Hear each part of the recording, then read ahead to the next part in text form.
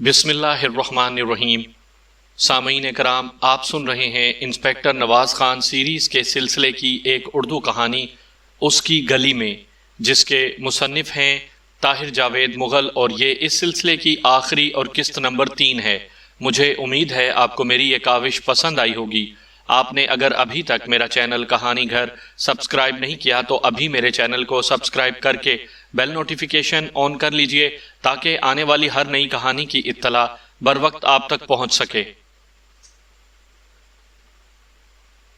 بلراج کی سبکی ہوئی تھی۔ اسے معلوم تھا میں نے ملزم کو لاک اپ کے بجائے علیحدہ کوٹھڑی میں سلایا ہے اور وہاں سے بآسانی اسے نکالا جا سکتا ہے۔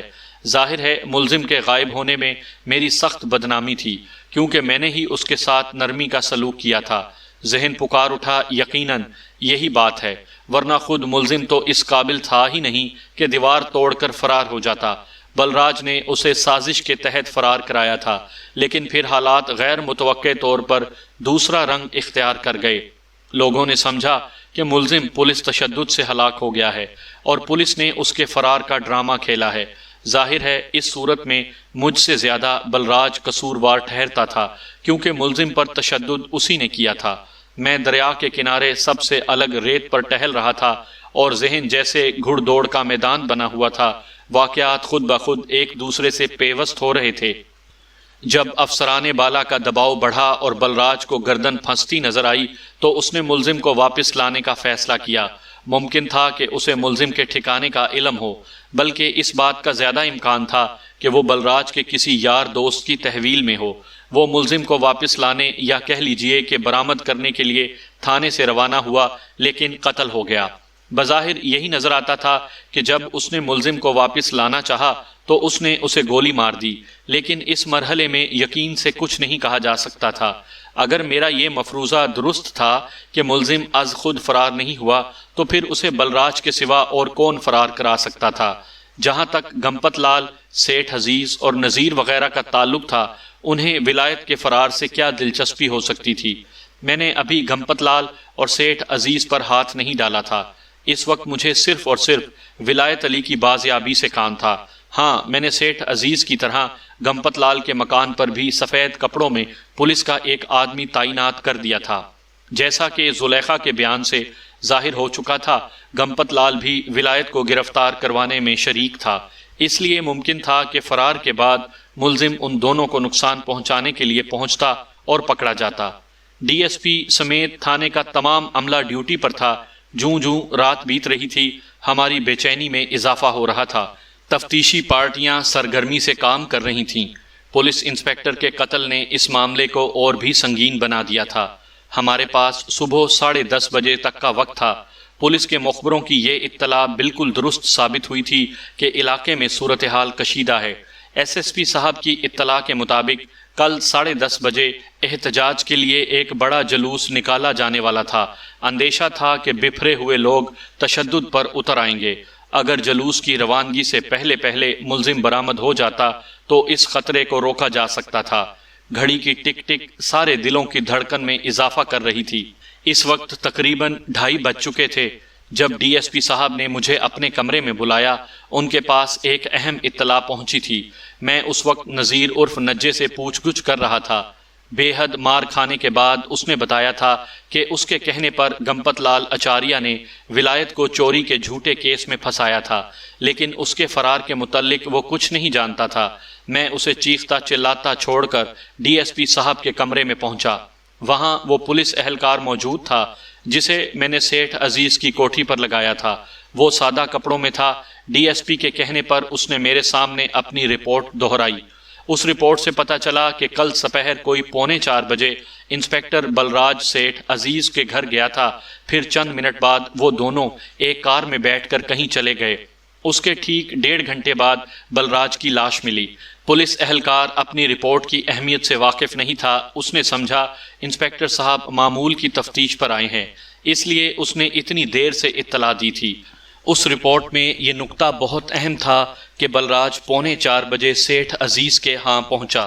اس کا مطلب تھا تھانے سے روانہ ہو کر وہ سیدھا سیٹھ عزیز کے پاس گیا، اور اگر میرا اندازہ درست تھا کہ انسپیکٹر بلراج ملزم کے فرار کا ذمہ دار ہے تو پھر سیٹھ عزیز کو بھی اس میں ملوث سمجھا جا سکتا تھا۔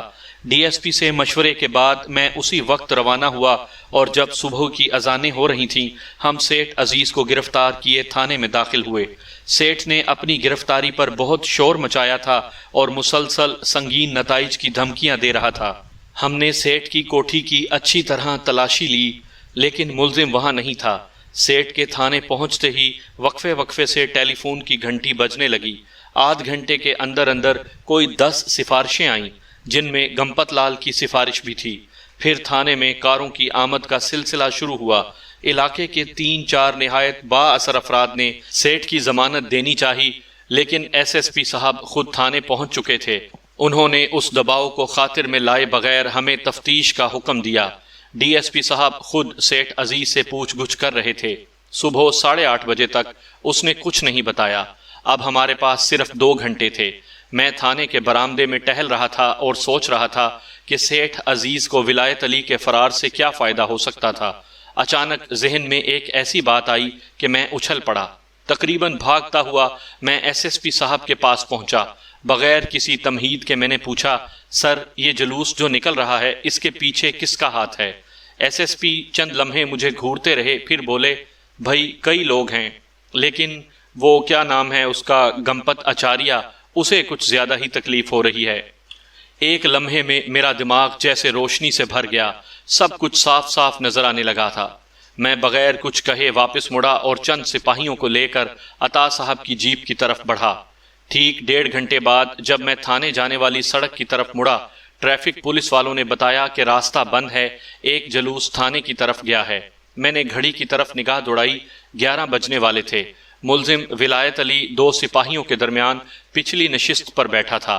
میں نے جیپ کو ایک دوسری سڑک پر ڈالا اور لمبا چکر کاٹ کر تھانے پہنچ گیا۔ اس وقت میں نے دیکھا کہ ایک ہجوم جس کے شرکاء کی تعداد کم از کم 4000 ہے تھانے کے قریب پہنچ چکا ہے۔ پولیس والوں نے ہجوم کو قریباً 50 گز دور روک رکھا تھا۔ مجھے کبھی اس قسم کی صورتحال سے واسطہ نہیں پڑا تھا، نہ ہی مجھے معلوم تھا کہ ہجوم سے کس طرح بات کی جاتی ہے، بپھرے ہوئے لوگوں کو کیسے کنٹرول کیا جاتا ہے، لیکن نیک نیتی اور سچائی کا جذبہ تھا جو مجھے سیدھا جلوس کے روبرو لے گیا۔ جیپ کے بریک چرچرائے اور میں لاٹھی بردار پولیس کی دیوار میں راستہ بنا کر آگے بڑھا۔ حسب توقع ہجوم میں سب سے آگے مجھے گمپت لال نظر آیا۔ اس کے گرد بپھرے ہوئے نوجوانوں نے گھیرا ڈال رکھا تھا، وہ سب نعرے لگا رہے تھے۔ میں نے ڈی ایس پی صاحب سے میگا فون طلب کیا۔ ان دنوں یہ آلہ نیا آیا تھا۔ میں نے گمپت لال کا نام پکارا تو ہجوم کی نعرہ زنی ماند پڑ گئی۔ میں نے کہا، گمپت لال کیا مطالبہ ہے تمہارا، کیا چاہتے ہو؟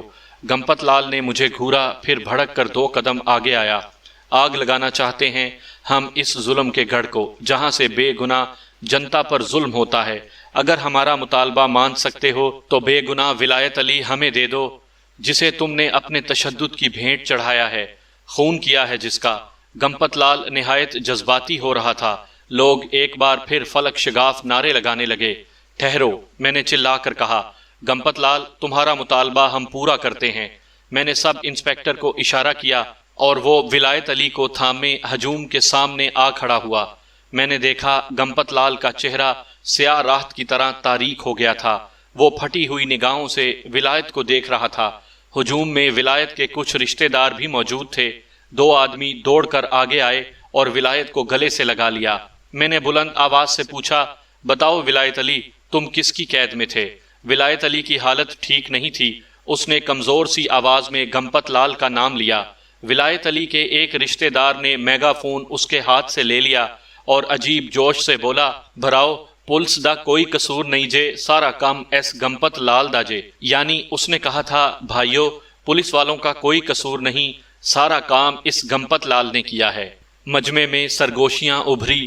میں گمپت لال کی طرف دیکھ رہا تھا۔ اچانک وہ لڑکھڑایا، پھر چند قدم چلا اور اوندھے منہ لوگوں پر گرا۔ اسے دل کا دورہ پڑ گیا تھا۔ پولیس والے تیزی سے اس کی طرف لپکے۔ لوگوں کے ہجوم میں راستہ بنا کر بامشکل اسے گاڑی تک پہنچا دیا گیا۔ جس وقت گمپت لال ہسپتال روانہ ہو رہا تھا، لوگ اس طرح ولایت علی کو دیکھنے کے لیے امڑ رہے تھے جیسے وہ مچھلی کے پیٹ سے برآمد ہوا ہو۔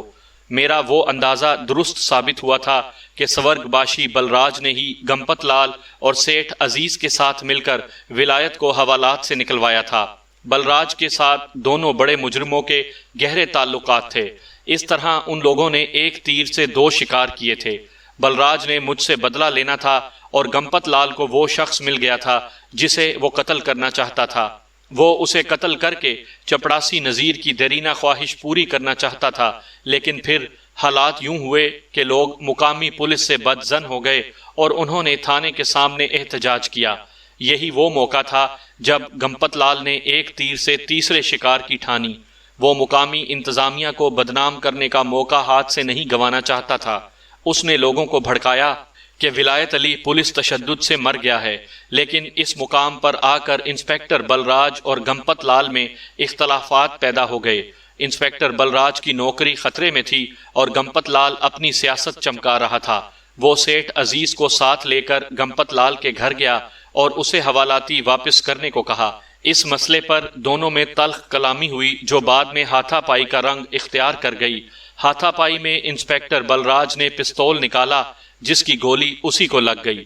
جب مجھے ایس ایس پی صاحب سے معلوم ہوا کہ اس جلوس کے پیچھے گمپت لال کا ہاتھ ہے تو میں فوراً سمجھ گیا کہ اصل معاملہ کیا ہے۔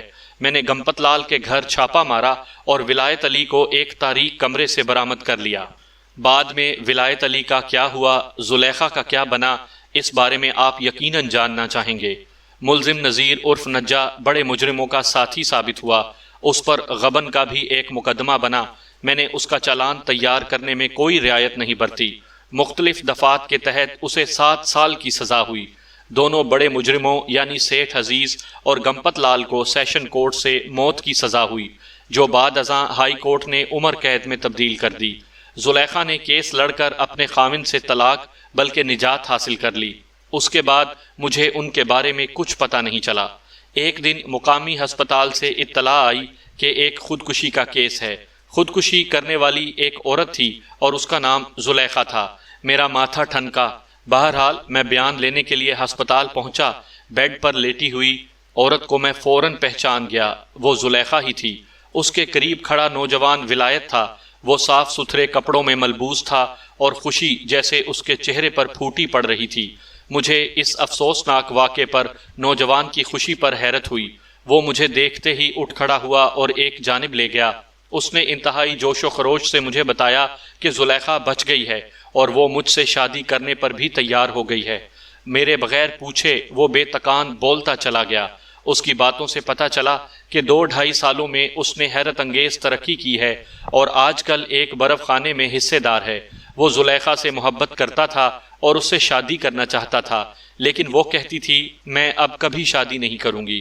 اس طویل کشمکش کا انجام زلیخا کے اقدام خودکشی کی صورت میں ہوا تھا، لیکن وہ بچ گئی تھی، اور ابھی چند منٹ پہلے اس کہانی کا انجام یہ ہوا تھا کہ اس نے ولایت کی بات مان لی تھی۔